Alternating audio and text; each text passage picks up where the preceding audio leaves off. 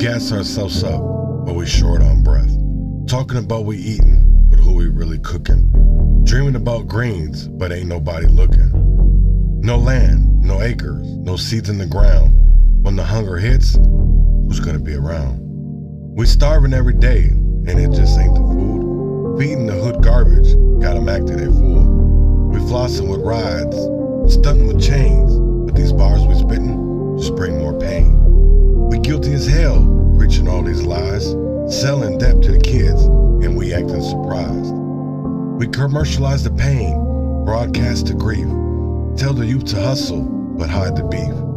We glorify the trap, invite them to the flames, just like Reagan brought the crack on planes. Back in the 80s when the streets got soaked, my people, my brothers, all got choked. Reagan said no trades, but we know the deal. He left us in the dirt, man, that shit was real. I was just a shorty watching it unfold, old enough to see how we got sold. War on drugs, but it was war on us. Cops on our necks, no love, no trust. They labeled us thugs, beast on the block, made us kiss the pavement while they cleaned our clock. Prison became business thanks to Reagan's game. Free labor is the truth in America's name. Slavery's dead, man. That's just a word. Read the 13th Amendment, it's still absurd. They lock us in cages, serving time for life. Double digits for wisdom, cutting sharp like a knife. I'm here to say, the chains in the air, it's time we break free, start showing we care. No more flexing for nothing, no more selling out. It's time to rise up. Good morning, good morning, good morning, good morning, good morning. And before we kick all this episode off, I got independent music and we got Rollo, Ball for Ball. And I'll be right back right after this. Forever, nigga. Let's do it. We ball for ball. Pretty girls and rich niggas. Got no room for bitch niggas. Had to cut some people off and know I do not miss niggas. A bitch can break my heart, but I ain't never going broke. They know not to play them games with me that I ain't going for. I might slip, but I won't fall. Do this shit here for my dog. The only way I'm going back and forth if we gon' ball for ball. Fuck the rules, we do this my way, go against me and you lose. The only way I suffer loss is when I had to lose my screws. Fuck the niggas, we ain't cool. I make they mamas move. I can really shit on niggas, don't make me do my number two. Niggas talking about what they do like me and I can't do it too. Niggas say they big as us, I'm trying to find them niggas who. Pretty girls and rich niggas, got no room for bitch niggas. Had to cut some people off and know I do not miss niggas. We ball for ball. Yup, I'm really quick to cut these niggas off. Who don't fuck with me, go tell them fuck them all. I hope they get the message. You ain't gotta sneeze, fuck with me and get a blessing. We ball for ball, we ball for ball. No, we gon' ball for ball. We ball for ball, we ball for ball. We gotta ball for ball. We ball for ball, we ball for ball. No, we gon' ball for ball. We ball for ball, we ball for ball, nigga. Yeah, black ones and tees and shit for balls. If they ain't with us, fuck them all. How many lives my niggas spared and fucking saved just through a call? I pray to God forgive my brother's savage ways and show love. Shit ain't the same, like fuck the fame. You hear this pain on when I talk. I shake the pavement when I walk. Home at the K9 with the road. I was in the K, they don't let me out. Home got my name down on the phone. We all in the Yammy popping it for balls. Back to back black truck from the pad. Fucked around, dropped the top on the ride. I don't even know how to put it back. Got my foot on the gas, I can't pull it off. I'ma pop it big, do this shit for balls. Feeling like I'm really bigger than a loss. Bigger than a whole woman in the mall, nigga, fuck the call. 10 down sex, feel fuck around. Hear a nigga screaming, fam, gonna boss. Moment is silent for my nigga ball. Moment is silent for my nigga ball. No, we gon' ball for ball. Yeah, we gotta ball for ball. We ball for ball. Yup, I'm really quick to cut these niggas off. Who don't fuck with me, go tell them fuck them all. I hope they get the message. You ain't gotta sneeze, fuck with me and get a blessing. We ball for ball, we ball for ball. No, we gon' ball for ball. We ball for ball, we ball for ball. We gotta ball for ball. We ball for ball, we ball for ball. No, we gon' ball for ball. We ball for ball, we ball for ball. We gotta ball for ball. Niggas talking about jacking who? Boy, you better all jacking off. I don't care if you're a big dog. Who say I won't whack a boss? Who say I won't get up off this mic and shoot up a nigga house? Who say I won't shoot one of these jail niggas soon as they get out? I hope they free him. I've been looking for the right tree to knock off his limbs.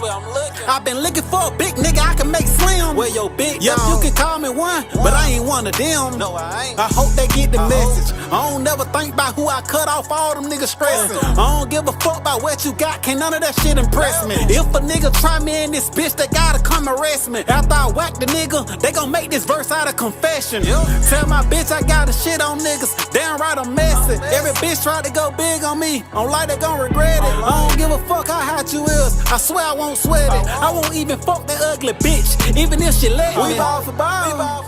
Yep, I'm really quick to cut these niggas off. Who don't fuck with me, go tell them fuck them all. I hope they get the message.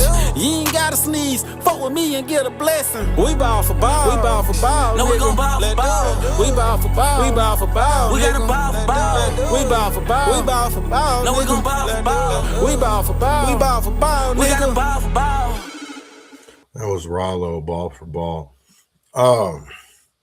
Yesterday during the house session, that's where I want to start off with, is the house floor session yesterday. They talked about a couple of bills, but there was some interactions with Walter Hudson. And it was just, to me, just watching some of it, it was like, we literally vote for these people, you know, and it's got to be a point of, like, we're talking about lives here. We're talking about people's survival. We're talking about people's resources, people's opportunities. And to see legislators laughing and, you know, joking, it's like people are dying out here. People are actually losing their lives. And we have legislators that are, I feel, that are making it more of a game than actually talking about real actual lives. And that's how I see it. You know, I'm going to be honest, you know, when I jumped off the couch in 2020, I don't, maybe that was just who was out there, but I jumped into BLM. I jumped because I personally thought that that was the group of people that did want change. But just observing and watching, that's not what people wanted. That's not what that side wanted at all. And they would tell me that people like Laverne Turner, Sean Holster, you know, even Walter Hudson, Reverend Tim Christopher, and to actually come to find out that some of these people I'm really cool with, I'm really good friends with. But then you look on the side of the people that I was holding hands with and chanting, I really can't stand a lot of them because they don't stand up for something. They stand up for anything. And that's the part of, like, we have to get, if we're actually going to make change, we have to stand on something, not just anything, not what they tell you to get in your feelings about and get mad, but things that really do matter. Things that can actually save lives, that make a difference. And so that we can become self-efficient. What is so wrong with being that everybody talks about they want to be a self-made man, right? You want to be a self-made man. So why are you taking handouts in the forms of grants? You work at a nonprofit and you get a 6-figure salary, hundreds of thousands of dollars. But what changes? The only thing that I see changing is your bank account, your situation, because definitely not the neighborhood that you say you're fighting for, because that gets worse. Homelessness, drugs, like everything is such what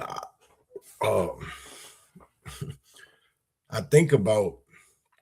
When I first moved to Rochester, there was a difference between what, and I noticed that earlier in life when I was a child, when going between Minneapolis and Black Duck, Minnesota, because that's where my grandparents lived, and I would go there for the summer. So I would get out of that predicament of not being able to, I can't even say that, because there was, back in Minneapolis, back in the 80s and 90s, we could play in the street, we could play in the parks. And really, it was only certain areas that you would see druggies, you would still see the prostitution. That was just a big thing. But if you went out to other areas, it wasn't like that. It was clean, it was nice, it was smelling good. You didn't see drug addicts everywhere, prostitution. You didn't see that. You didn't shit. I can remember uh all the way back. And I think where my grandparents lived in Black Duck, where my mom was from, those police officers didn't even really carry their guns. They were just in the car. The shotgun would be hanging on the back of it. If you ever been in an old ass police car, you always know they got that glass divider between the front and the back, right? In most cop cars, and on that glass you would see the shotgun. And usually, now in Minneapolis they had guns, but now when you went to the rural areas, especially like where I went for the summer in Black Duck, it was a culture shock. I shouldn't even say a culture shock, but it was like different worlds. Living in Minneapolis and growing up, and then going up to Black Duck, you would think that would be a whole nother country, but it's not. Just like the same way now, when you go to Minneapolis or you go to Rochester, you might see the dingy ass parts, but when you go to the rural areas, it's not really like that. They have some run. I live in Grand Meadow, right next to Preston, where Greg Davids is. Shouldn't say next to, because Spring Valley is next to us over. And then it goes, remember, I forgot the Wyckoff, and then Preston. So which they have snow right now. We ain't got a damn lick out here. But it just shows you of what the difference of the rural areas, and then the difference between the inner city or the urban, or there's a big ass difference. And I think that people need to actually start listening to the people that don't have a voice, that don't have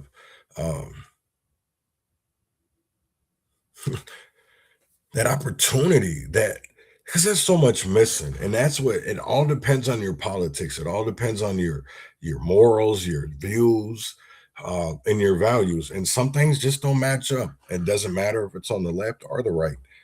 It depends on I shouldn't say your perspective, but your experience. Everybody doesn't have the same predicaments, or the same crises, because there's a lot of people that are just one paycheck away from being homeless, or being in a situation where they have to choose between either paying rent or putting food on the table, or they have to worry about, well, I got to pay this light bill, so that's going to take away so much out of my rent, blah blah blah. A lot of people don't have to deal with that, especially in the rural areas.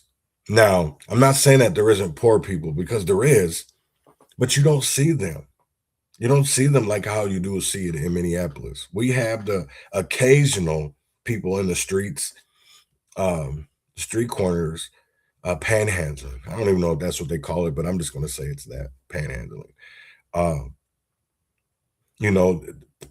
Especially in Rochester, because I hear this a lot from people, and it's like, even when I lived in Red Wing, you would see they had the homeless, the druggies. It was just different.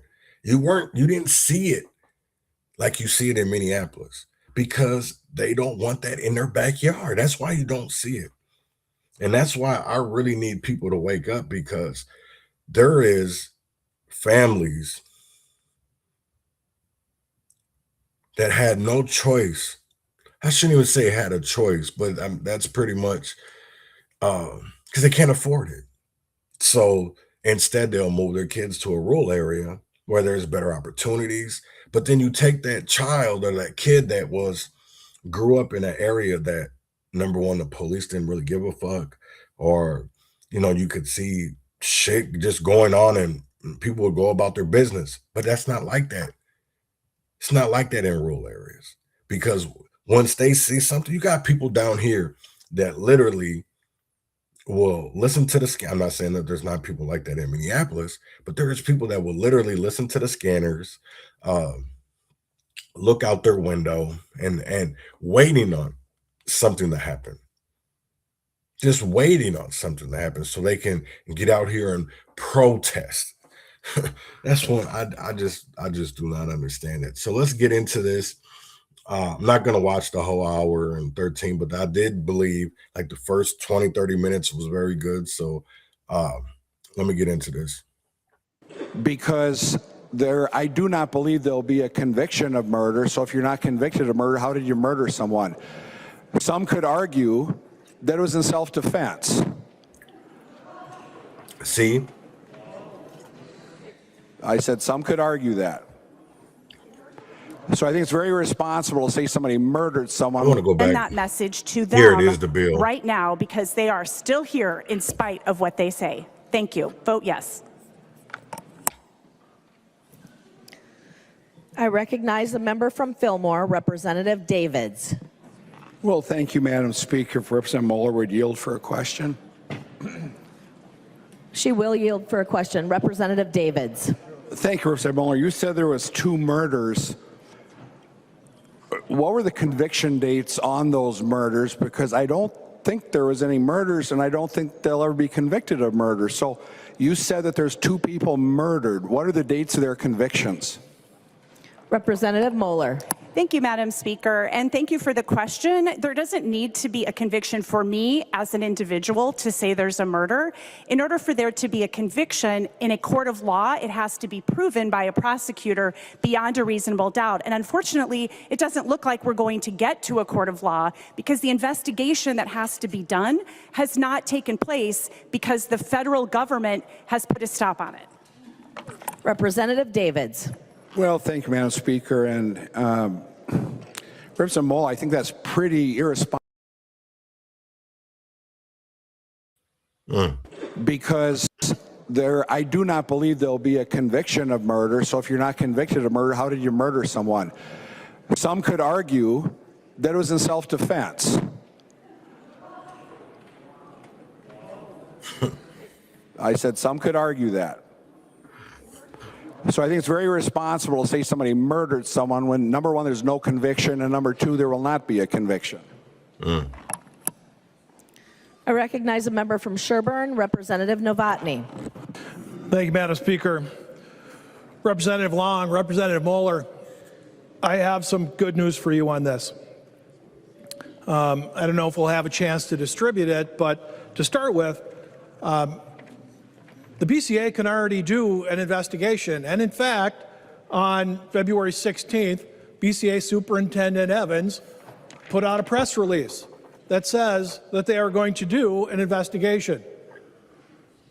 This is already allowed under Minnesota state statute, as confirmed by the press release from Superintendent Evans. As I sit here and I listen to the testimony, I find it ironic that we just had a bill that the other side of the aisle said, well, this wasn't heard in a committee, and this is important that we have in committee hearings, and then the next bill you want to push through on an agency when it hasn't had a committee hearing. But I will have a third point, and that's also good news. Representative Mueller, you have this scheduled for Tuesday. You have this scheduled for just a couple days from now, where we can have a committee hearing and we can talk about this and we can see if we will compel the BCA to do an investigation that they already are doing.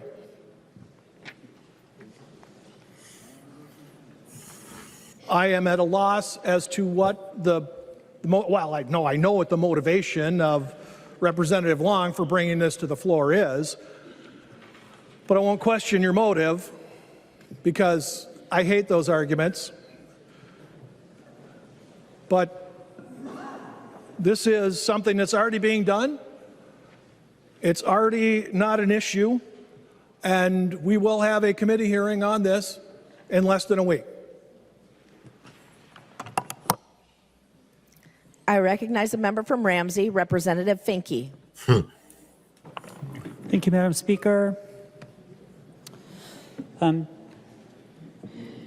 You referenced, Chair Novotny, what our side just said. I'm going to quote what your side just said a moment ago, which is that history is an inconvenient thing when you are on the wrong side of it.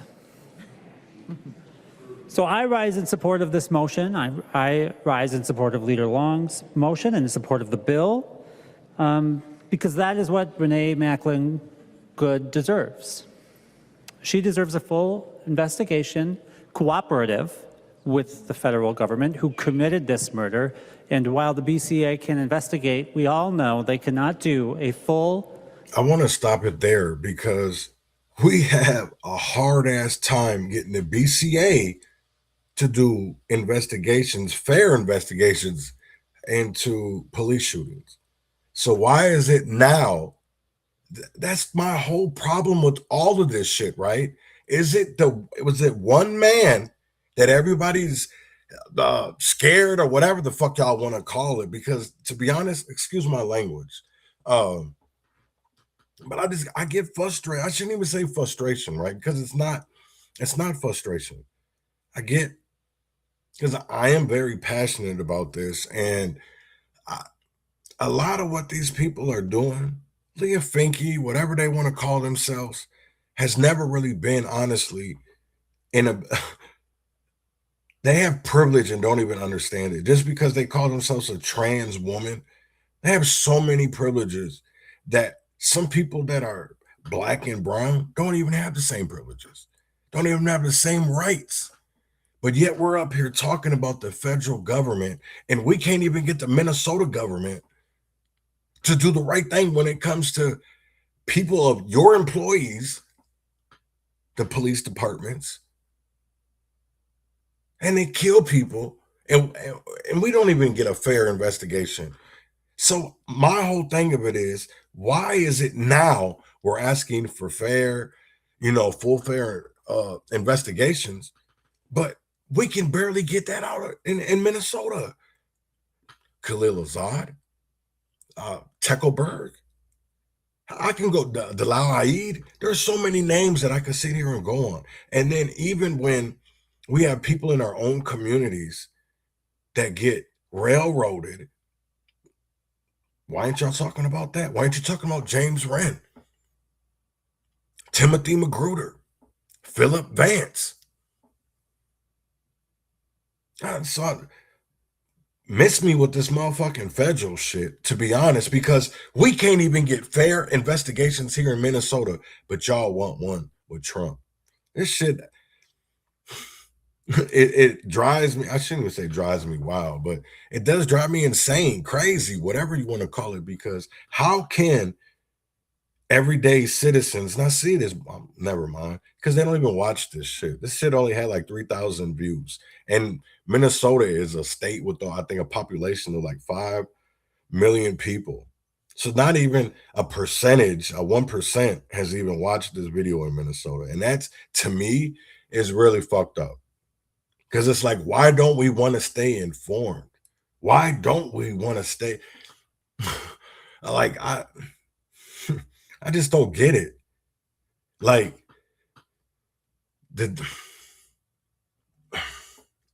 it's like, people get on me about, oh, well, the DFL's this, the DFL's that. And then they'll tell me, oh, Republicans do this, Republicans do that. Well, who are you supposed to believe in? You have two fucking parties here. You have a Republican Party, and then you have a Democratic Party. The only two parties that are doing shit, that are doing anything in Minnesota. So I know my morals and values cannot intertwine and be okay with the DFL. I don't agree with a lot of that shit. Those failed policies, I have seen people in my own communities get fucked. And then black people who say they're fighting for those communities, nothing happens. So how are you fighting for the community when we still don't get no justice? That's why I really do not understand this. I really don't. Because we don't even get fair investigations in Minnesota. In Minnesota, in our own motherfucking state, by the fucking BCA. I don't even get that shit, man. And it's like, we're supposed to trust the system, right? So they're telling us not to trust Trump, but we shouldn't already trust these motherfuckers at the state capitol. We shouldn't trust our governor, because how many times has our communities been fucked over and people just laugh at us? They think this shit is a joke, and people's lives are being ending short, you know, I don't even know the fucking word for that.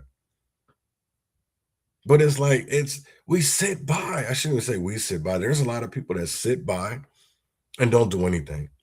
They just continue on with their lives like shit didn't even happen. How do we change that? How do you get people to pay attention? I shouldn't even say pay attention. Maybe I do. Because how do you get people to pay attention when all they want to do is just go to work, go home, and just continue that routine every day? And a lot of people don't have time for politics. I understand that. I get it. I truly, you know what I'm saying? I really do get it, because I've seen a lot of bullshit happen. I get it. But we got to stand up at some point. We have to say enough is enough. When is enough going to be enough?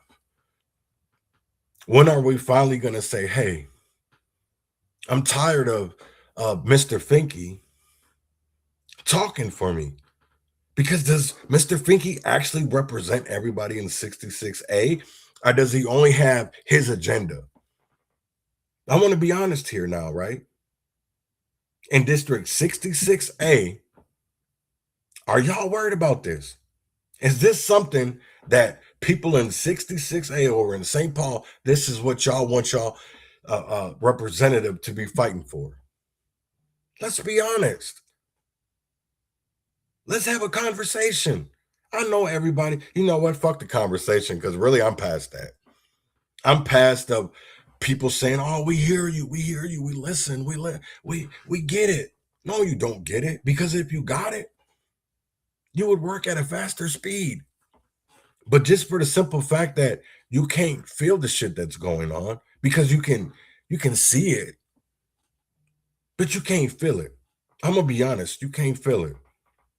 Because if you've never gone through that situation, or if you haven't even seen people in your community go through that shit, you are never going to understand it. You're not even going to be able to comprehend it, because you have never seen no shit like that. So I'm going to ask again, do people in 66A are okay with Mr. Finke doing this shit? I'm going to be honest. Is this what 66A wants? Fair investigation without cooperation from the federal government. Renee was a mother and a wife, a very involved community member in her child's school. You know, her and her wife and her kid, they recently relocated to Minnesota. They spoke of the welcoming community that they found here. So many queer folks who've moved to Minnesota have spoken of the same. Just to give us a quick sense of Renee, I'm going to read from the statement her wife, Becca Good, released in the weeks after her murder. This is just an excerpt. Renee sparkled. She literally sparkled. I mean, she didn't wear glitter, but I swear she had sparkles coming out of her pores all the time. You might think it was just my love talking, but her family said the same thing. Renee was made of sunshine. And then at a memorial recently, her wife wrote another statement that was read by a close friend of the family. And to quote, Renee was not the first person killed, and she was not the last. You know my wife's name, and you know Alex's name, but there are many others being harmed that you don't know. Their families are hurting like mine. They are neighbors, friends, coworkers, classmates, and we must also know their names, because this should not happen to anyone. And just so we have them on the record, Keith Porter, Luis Gustavo Nunez, Victor Manuel Diaz, Parada La, Those are a few of the names of people killed by ICE this year. The list is too long to read. This year, 2026. So I know that, I can hear that this is not something everyone's interested in listening to, but I do think we have to recognize for a minute that we do not have any capacity right now to meaningfully investigate this without the support for BCA and from the federal government. Instead of an investigation, what we have gotten is lies, straight lies, starting minutes after Renee was murdered, when Secretary Noem told the fictional story about someone pushing their car out of the snow. We had the vice president, saying the things that he said about Renee and Becca. And we even had the murderer saying the things he said about her just seconds after he executed her in her car. Renee doesn't deserve that. Her family doesn't deserve that. Her kids do not deserve that. They all deserve fair, open investigation from the BCA. There have to be consequences. And this, I saw your motion when I talked about history, but there has to be consequences for state violence like this. The federal government has sent 3,000 people into the state of Minnesota, given them guns, given them masks, and they have killed our neighbors. I do use the word murder, and I understand other people may think this is not a murder, and you know what's a really good way to get to the bottom of that? An investigation, a trial. Let's find out what happened. That won't happen. And it won't happen because the Trump administration is going to protect these killers until the end. Even their own Department of Justice, 14 attorneys from the U.S. Attorney's Office in Minnesota have quit because they have been unable to do a simple investigation into the murder of a resident of Minnesota. So please support the notion. Please support the motion. Support the bill. Give Renee's family what they deserve. And remember what their crime was. What did Renee do? Well, according to her wife, she stopped to support a neighbor. She had a whistle. They had guns. There have to be consequences for this. Support the motion. Further discussion to the motion? Representative Hudson. Thank you, Madam Speaker.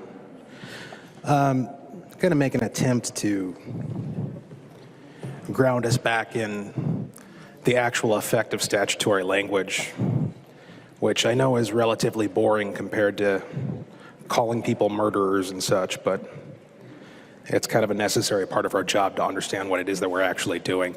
So the bill, the underlying bill, and this is going to become redundant because as Chair Novotny pointed out, we're going to be having the same conversation on Tuesday, but we can say all the same things over again if we need to. All the bill does, as I read it, is it just adds federal agents, federal officers to the list of folks who the BCA can investigate under state law. Okay, then what?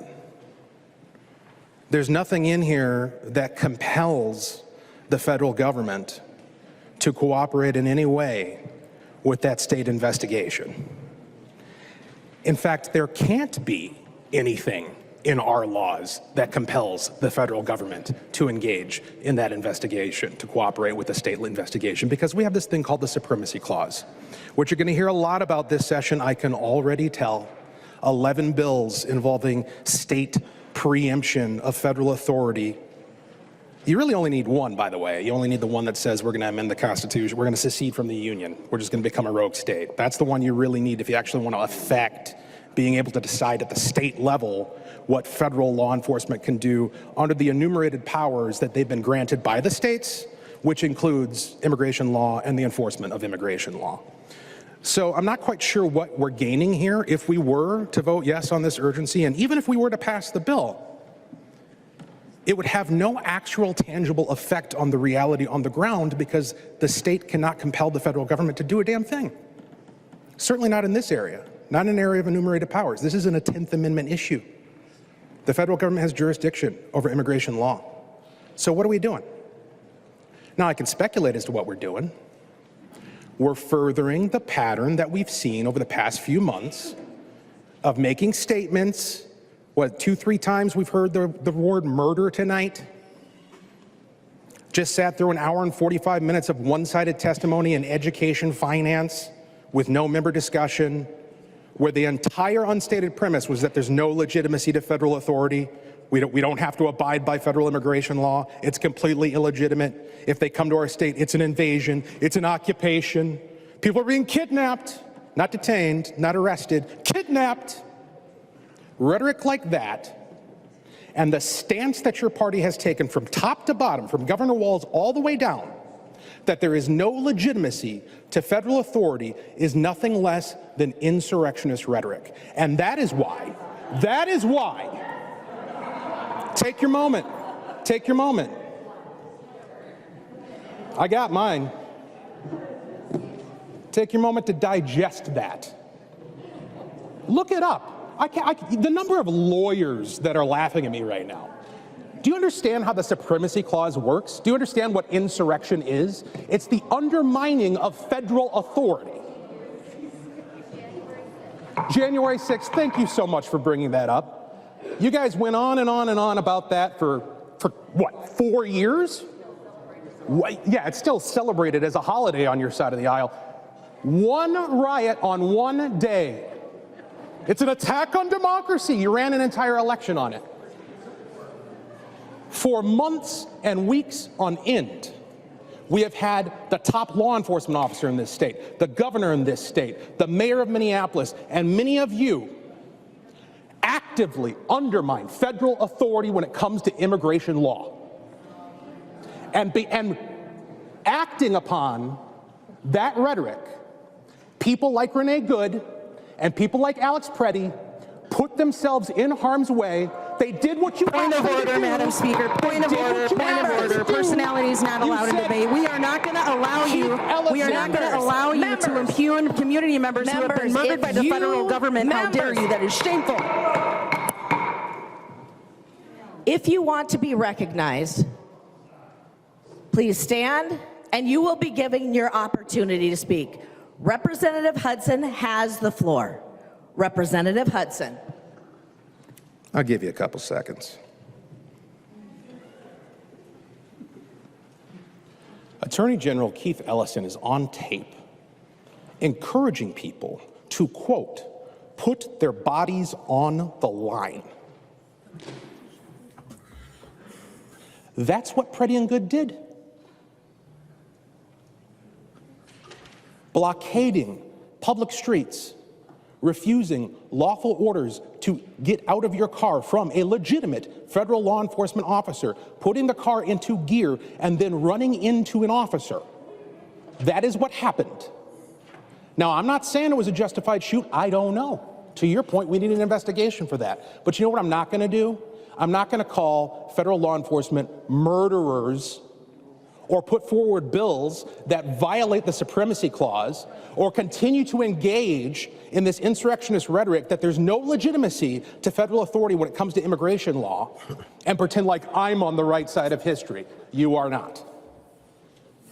Calling people Nazis, Gestapo, fascists, because we're enforcing the sovereignty of our own country. Astounding. Let's get to the vote. I recognize the member from Hennepin, Representative Gomez. Thank you, Madam Speaker.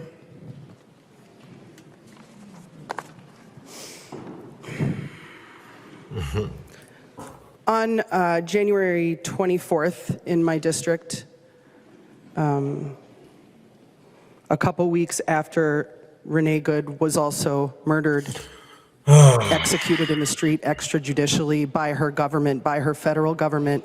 Yeah, whatever you want to think, that is what happened. You know, this is the part that I fucking hate, man. I really, really hate We have so much state violence in our own fucking state by our own police departments that are supposed to protect and serve a community. I'm not saying that all police departments are unlawful. I do believe that there is some out here that actually do abide by the laws and try to make that connection with the community. I mean, I live here in Grand Meadow, right?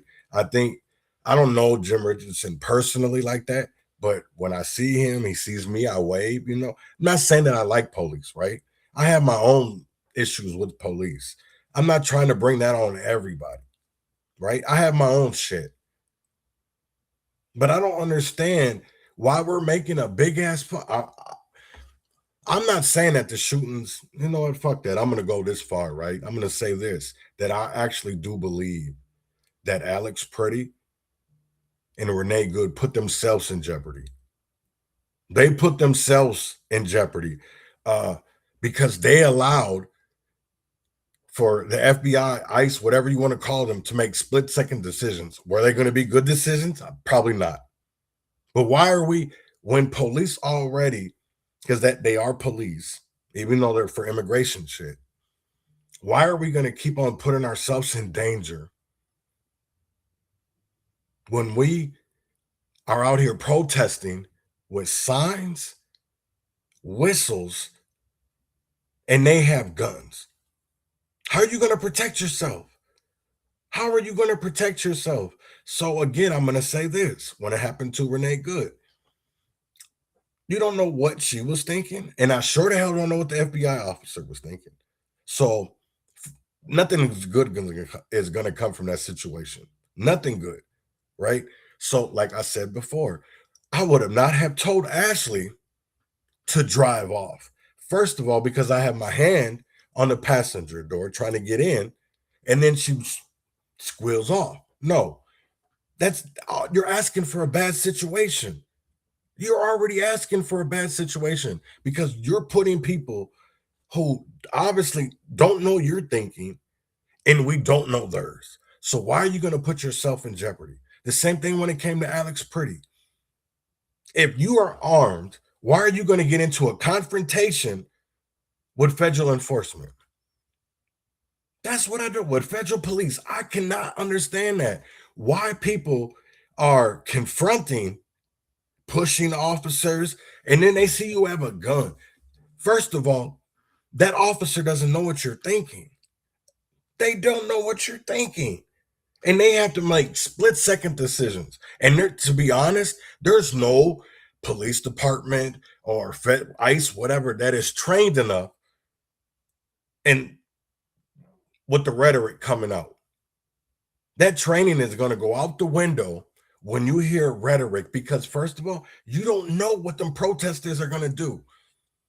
You don't know because there's people in the crowd that want to get violent. There's people that are armed.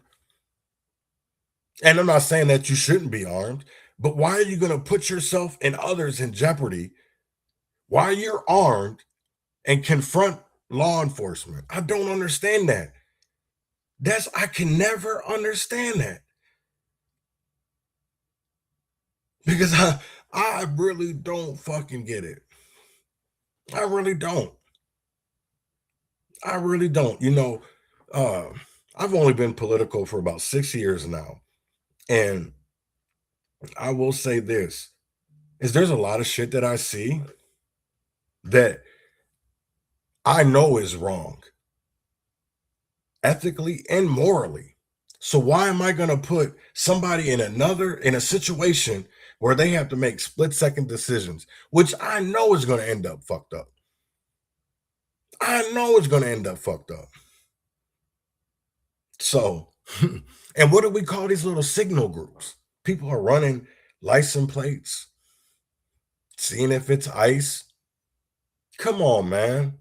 Y'all don't be doing that to regular ass police officers or the sheriffs. So why do you feel like it's okay to do it to federal law enforcement? I don't understand that shit. I really don't. You motherfuckers need to sit here and stand up for something and not fucking anything that is the topic of the moment. Because that's what really this feels like. You don't want to deal with the issues that we have going on in our state of Minnesota when it comes to fraud. People are losing, have lost their lives over this shit. People have been evicted over the fraud that nobody, I'm going to be honest, maybe the Republicans do a little bit, because I do feel like some of them do want answers. But I don't think we're ever going to get that, because I will be honest, the DFL, you can't get anywhere with these niggas with it. You can't get anywhere with them. Not when it comes to the fraud, because they don't want to look in the mirror. They'll do everything fucking else but look in the mirror at their own selves, and that is a problem. Why can't we call that out? Why can't we call that out? Y'all are worried about the Whipple building or where they're holding people. What about the jails? Go visit the Hennepin County Jail, Aisha. Go visit Ramsey County and then go to the Whipple building. You tell me what's in better condition. What is better upkept? The Hennepin County Ramsey jails are used every day to hold inmates. There's shit on the floors. Here's the thing that I can tell these motherfuckers ain't never been in no jail, right? Because a lot of these niggas is bitch made. Because how are you going to get up here and scream about the Whipple building when our own prisons and jails are shitty? But yet we want to demonize the inmates who are speaking out or who are protesting and say that they're doing wrong and that, oh, you're a murderer. You don't get those to be in no 5-star hotel conditions. Nobody's asking for that. But should they be? Here's the thing that I want to ask people. Shouldn't they be humane? That's all I'm asking. Yes, people make mistakes, and some people meant to do it, so I shouldn't really say a mistake. People make decisions that aren't the smartest. But does that mean that we get to treat them inhumane? Like they're garbage? Just a throwaway? In my eyes, no. No. So I really just don't get it. So let me go on with Aisha. Alex Preddy was helping a woman who'd been assaulted by a federal agent, who'd been maced, had chemical munitions used against her. And I think Walter's came out plenty of times, and I might have my disagreements with Walter, even when it comes about some Republican candidates here in Minnesota. Even him himself, I have disagreements with Walter, but I do believe he is MAGA. I don't know how I do see Walter as part of an establishment. He's part of the establishment because he's not grassroots anymore, nowhere near it. So to be honest, is really any of these legislative officials really for Americans, for Minnesotans, or is it they just want to get people riled up about anything in the moment and not about something concrete and that can actually change lives? we all watched what happened to him, that he was shot multiple times. He was surrounded by masked, armed federal agents. He was killed in the street.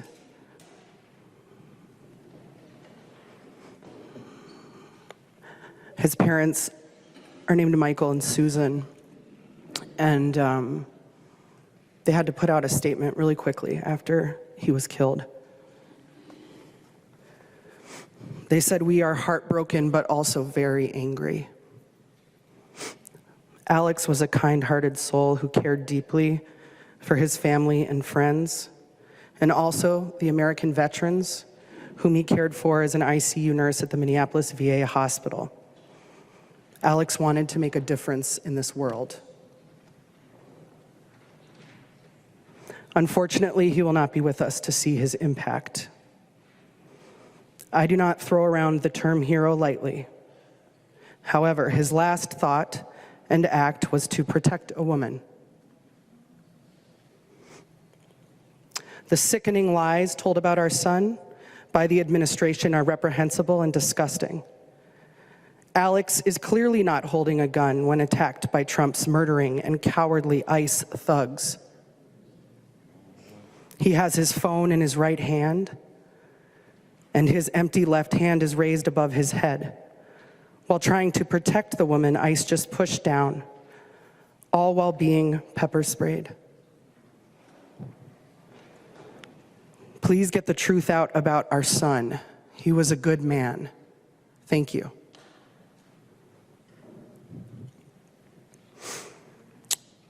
He cared for veterans. He was an ICU nurse.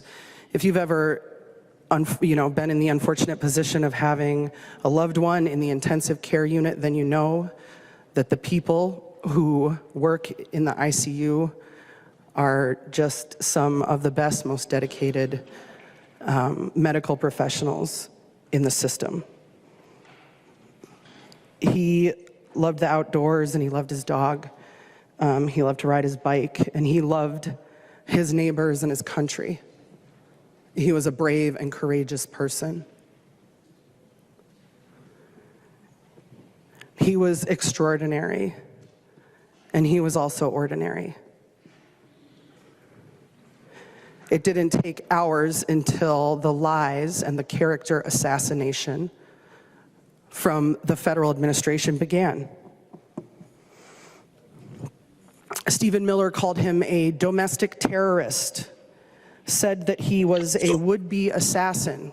So what's any different than when y'all demonize us? What is any fucking different when y'all demonize your own fucking community members? To be honest, to me, I feel like this is a distraction and a deflection from the fraud.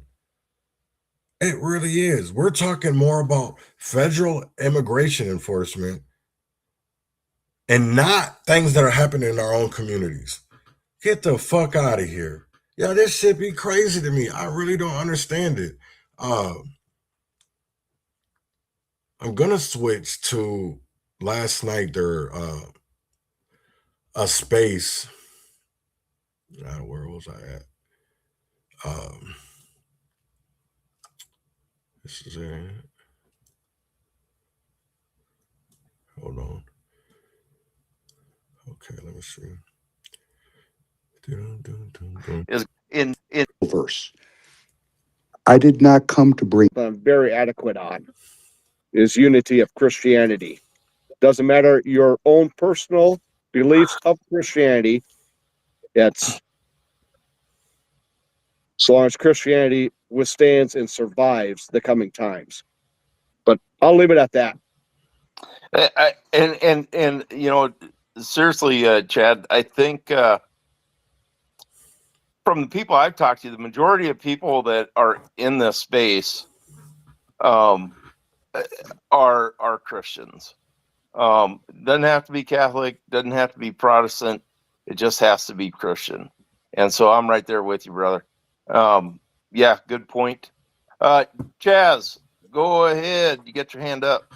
Yeah, I just wanted to comment on Adam's question that he put in the purple pill about, I don't even know how long ago it was, but he asked, I'll just read it if that's okay. Adam said, it'd be good to have a conservative version of Indivisible. Having an organization, tools, and information readily available would be a big help. They help organize Zoom calls to onboard phone banking and have people available for training. And my question is, because I do feel like I was somebody that came in that got awoken up, and maybe it wasn't on the right context or maybe the right way or whatever, but like when I first jumped into this in 2020, it was because of George Floyd. So I joined, Black Lives Matter because I felt like those people wanted to see change in my community, even though I found out a year and a half it was all a lie. It was all about money or whatever.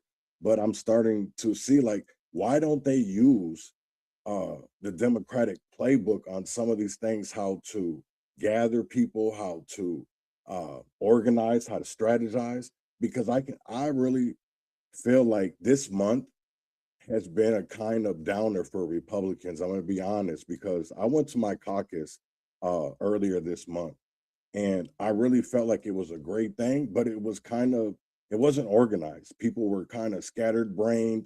The straw poll results were not the best. I just really feel like who is really conservative anymore and who is the establishment, because nobody really unites on anything. Why can't we do the things that we don't have to agree with Democrats, but why don't we use some of the same ploys that they use, because it works. I mean, I hate to say it, but Well, the things they do work. I can say that there is a financial element to it.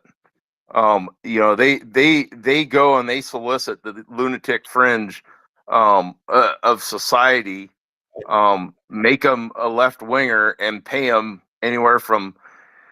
I mean, we've seen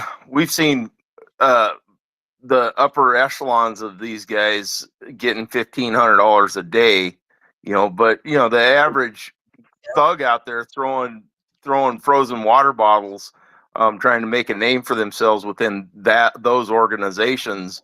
He's getting $50, $100, $150 a day, or $500 for the weekend, depending on how they organize it. So there is, I mean, obviously there's other elements to it, but there is a financial element to what they do, and they have. I mean, we know who backs them, so they have the backing. The Democrats feed them the message.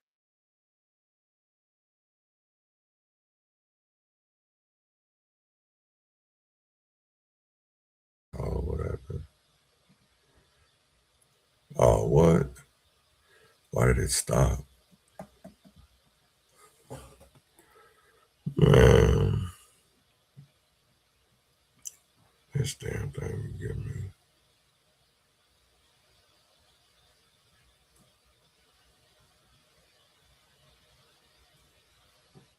Now look at where you landed. You're in this space. Accountability for ourselves, our family, and stuff like that.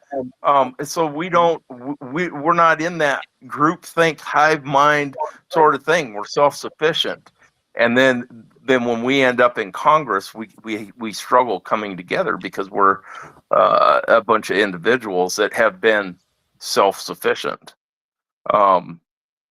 That's just I mean, there's so many other things to what's going on, Chaz, but I will tell you this. You're in the right spot. You're heading in the right direction.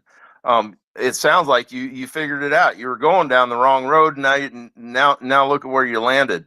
You're in this space asking great questions, and it's up to all of us to figure out those answers to your questions, to my questions, to heck, David Penn's questions, and he's one of the smartest guys I know. But I mean, that's how we got to do it. We have to answer those questions, and as we answer those questions, we can hopefully get people to come together around those answers, and those answers can become a message too. So, what else you got, brother? I'll say this, when I jumped in and kind of see the more conservative side of the world now, I see people like Alistair, or he's more of like somebody that documents it. But then there's Zach X, Mega Tyson. Everybody knows who that is. And I agree with how some of his tactics, some of his the things that he does, because I do feel like that's it needs to be uncomfortable for these people sometimes, I feel like. And the more that I think it should be an eye for an eye. If the same thing how they protest and go to people's residential areas, why do Republicans have such a hard time, I feel like, with that? It's like, as long as it's peaceful, doesn't get out of hand, and some of those that have gone into public officials or elected officials' residential areas have been peaceful. I've been to some of those residential, protests. But I do feel like now is the time, and I do agree with David Penn. I don't agree with maybe not everything that he says, but I do agree on one thing. we love America, and it's time to fight telling tooth and nail for what we believe in, because that's what they do. They sit here and give us narratives and go to the media. And how is it Minnesota, $9 billion has been wasted and fraudulently alone, and we're not mad? Like, how aren't Republicans getting up and demanding that Democratic legislators do something? And it's not, I say, because I get on Republicans. I'm a person, me and Robert, Crazy Corpseman, he's on here on Twitter, did a presentation in 2022 to Republicans. And it was mostly about the Black community, about how the nonprofits, the Black churches, sit here and just basically bamboozle the Black community. And instead, they didn't do nothing. Walter Hudson, I love the guy. You know, we might have our ups and downs. I gave the presentation to him and Pam Altendorf. And I do feel like they could do a whole lot more. And the way that fraud and waste committee was even brought to the Republicans, it was brought to them with subpoena power. And if you notice on the power sharing agreement, that was the one thing that was out of it, was subpoena power. So how could you get people to go up here and tell the truth? Because they're not going to do it willingly. Right. Right. You know, I will tell you this, and this is going to sound like a shameless plug, but it's not. I genuinely mean this. If you came to the next event in Wayzata, I promise you, you could talk to Royce White, and every single question that you have, that man has an answer. And it may offend you. His answers may offend you. But it will be an answer, and it will be a deep, well thought out answer. I'm telling you, I'm a white guy. I served in the military where there was no black and white. We all bled red blood, right? And when I get out here in the world, and I hear these challenges of these communities, my mind goes to, this is just Democrat division, because I don't understand how this. I can't get my head around how people can go so far down into this racial thing and not understand where it comes from. It's not a Republican Party platform. It never has been. And since I've been in this my whole life, I guess that's why I don't understand it. But I promise you, you can get the answers here.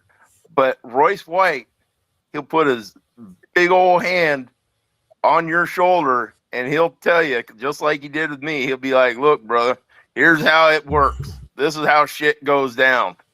So I'd encourage you, if nothing else, to reach out to him. It would be a great place to start for some of your answers. And I also want to say, I've been following Chaz for a long time. I hope everybody here follows him. He's only at about 1,800 followers or so. Everybody needs to give him a follow. He's doing some good stuff over on his page. So I love the guy. But he's been in here before. You know, and go ahead. What else you got, Chaz? You bring up Royce, and actually, when I got off the couch back in 2020, Royce was actually the people. They tried to connect him with BLM, Jonathan Mason. They had what was called the 10K Foundation. That's how I met Royce and Jonathan Mason. So I went to a lot of protests that Royce actually did when he went to the Fed, when he did Black August. They did another protest. It was in St. Paul. I think it was the Silent March. So he's always done things that I may not agree with Royce on everything, but I do believe that he is somebody that would bring change to Minnesota. Does he do it maybe in the right way? A lot of people say I don't do it the right way. But obviously people listen to him. I'm a person that was born and raised in Minneapolis. My mom moved us to Rochester 30 years ago in 1994. So now I'm in southern Minnesota, and there is a world of a difference, but you can see in Rochester and the blue areas between Minneapolis, St. Paul, Rochester, St. Cloud, and Duluth, you see that crime is getting out of hand, not in just Minneapolis and St. Paul, but when you go into Rochester, St. Cloud, Duluth, Albert Lee, Owatonna, I mean, it's not just the little cities anymore. And when you notice, you look on the map, if you go look on how it's divided between our areas, between Democratic and Republican, look at the biggest areas in Minnesota and then look at the littlest. And you will see that Minnesota is majority red, except for Rochester and the Twin Cities and Duluth. And that's because, I'm going to tell you, and I'm going to be honest, immigration. I know people don't want to hear that, but that's honestly where it's at. And how do we unite as Americans when we don't see maybe everything eye to eye, but we do want America to be better? Well, you know, we unite through conversation. We unite through dialogue, like takes place here. But we also unite by calling things exactly what they are and following the money and finding out who's behind it. You know, you can sit there and you can look at the map. Moorhead is very blue, but what does Moorhead have in it? They have a call. I don't know. That should be acting weird. It stopped again. That was pretty much. I was in there. I'm usually in there from like 7 to 9 because that's when Ashley goes to bed. It's about 9 o'clock on Thursday nights because she works Friday through Sunday, 12-hour shifts. So I try to keep it down or whatever. But I wanted to go. Liz Collins had a report earlier this week about ICE and how they were with Operation Metro Surge. So I wanted to talk about this for a minute. I want to play this 8-minute video. September, and so much has changed since. We're back outside the Whipple Federal Building to cover the drawdown of Operation Metro Surge. Only this time we were asked to wear bulletproof vests and face coverings. When you take a look around this building, you really get the sense as to why. Little baby bitches, go fuck yourself. Hey, cut! My life is a joke, you bitch! This is what officers have had to face coming in and out of work each and every day. The bullhorns, the whistles, the vile remarks. Still, ICE says its mission in Minnesota will remain the same. So we're going after a sexual predator today. We're going to try and remove him from the community. We've been surveilling him for all morning. He's got a pretty good rap sheet. We know where he lives, and we're going to try to take him out today, get him out of the community, keep everyone safe, because he's convicted, so he's good to go. Dozens of teams remain on Minnesota's roads, but soon the footprint of what was once 3,000 federal officers will fall back to the 150 who are based out of the St. Paul field office as the largest and the longest immigration and customs enforcement surge in history ends. Whoa. What's that? I just built a budgeting app in Base 44. Guys, Nina just built an app. And is Minnesota safer now? I would say just from the arrests that we made, and I see some of the reports, the arrests that had criminal histories were very significant. I mean, there's people that have been convicted for sex crimes, significant assaults, manslaughter, all of these things, and that we were able to take into our custody, and some we're going to be able to, remove from the U.S. In 10 weeks, more than 4,000 criminally legal aliens were arrested, and more than 3,300 missing unaccompanied children were also located in Minnesota. 5 months ago, Olson explained how a lack of cooperation from some county jails made everyone less safe. But now, along with sanctuary policies and politics, unhinged public interference made a dangerous situation even worse. I remember when I first started, doing when there was a lot of cooperation, I was a young officer and I would just every morning I would go to Hennepin County first and then Ramsey County first and interview aliens right at the jail, you know what I mean? And do my investigations, place detainers, and we'd pick up between 5 and 10, sometimes 15 people and then bring them back to the office to process. No, we don't have any space at the jail. There's really no communication. If somebody is booked in that's here illegally, they don't contact us. We're out here on the street kind of sitting and waiting with, 7 or 8 officers just for one person, when we could flip that around and we could have 7 or 8 people at Hennepin County Jail that we're just assuming custody of with 2 of our officers. And they are calling you now? I think the biggest thing that's changed is that there's those lines of communication are open, right? Like we're having conversations with a lot of these sheriffs, a lot of like the police departments, and I think that's what the biggest thing that we've asked for. Olson also points to cooperation with local law enforcement outside of jails as another game changer. Workplaces to cause damage, arrests were finally made. When there's a call for help.